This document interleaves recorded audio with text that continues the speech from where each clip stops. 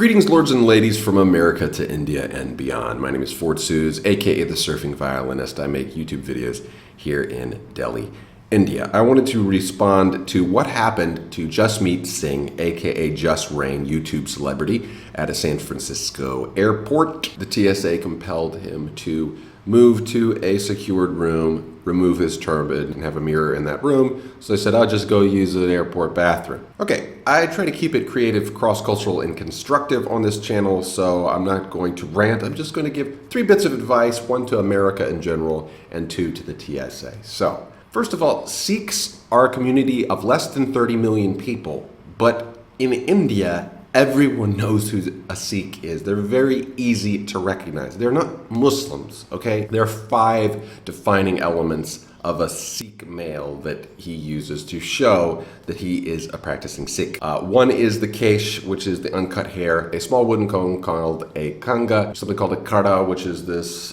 iron bracelet, kachera, a cotton undergarment, kirpan, which is a sword.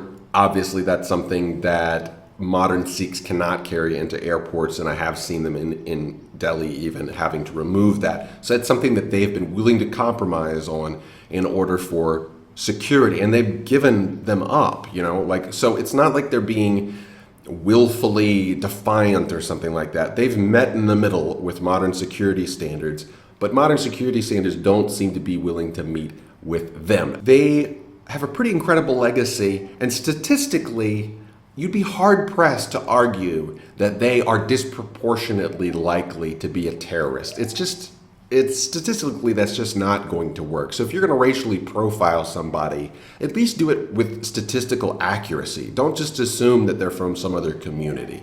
So that's the first problem. Learn something about some of the communities that are in this world, and they exist for a reason, like they really do. If you've never read anything from Guru Nanak, you can get Guru Granth Sahib, their holy book. You can get that on Kindle, you can get it for free on the internet. Just read some of it. You will think, if you're a Christian, you might think you're reading a psalm. Really well-written poetry, love letters to God, and really interesting philosophical things being said about God. We just tend to dismiss, you know, especially in our modern world where we just want to TLDR everything. Everything is just crap, and, you know, why would you want to do that? Why would you want to wear those clothes? Well, just because you don't understand it doesn't mean that it's invalid. So for the TSA, I have 2 questions, though. Number 1 is, do you have these things available? Like, when someone who's coming through claims to be a celebrity, you could remove, this is going to help every Sikh out there, but it will help you, save you from embarrassment.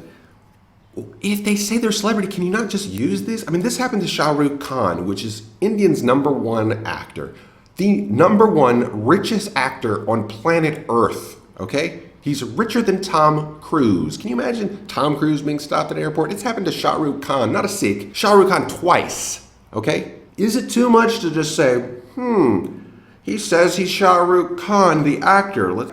Yeah, that's probably right. So that's the first bit of advice. Just do some background check. Is that too much to ask? Like, cops have to do this stuff. What, does the TSA just like, I'm just gonna pretend like you're not there except for the racially profiling that I'm doing, but other than that, I'm not gonna determine if you're the person who you say you are? Like, that's just what you do? If you're gonna do that anyway, or if the person isn't famous, at least take what JusReign says as advice. Bring them to a room where they can remove their turban and put the turban back on, a place with a mirror. Now, see, this is what doesn't make sense to me. I know you've had to deal with nuns for as long as airports have been around. So do you just make nuns take off their habit and then walk through the airport to go put it back on? Or do you give them a place that's private where they can change? A woman who's wearing a burqa, do you make her take off the burqa and then walk through the airport to put it back on? Like, you don't have a room set apart for this sort of thing to make it possible? So those are 3 bits of advice, my attempt at a constructive salvaging of this situation. I can't really speak for America, but Jasmeet, I'm sorry for what happened to you. This is inexcusable that we're in 2016 and we still don't know who Sikhs are. I mean, I have an advantage because I live over here, so I rent from a Sikh and he's the man.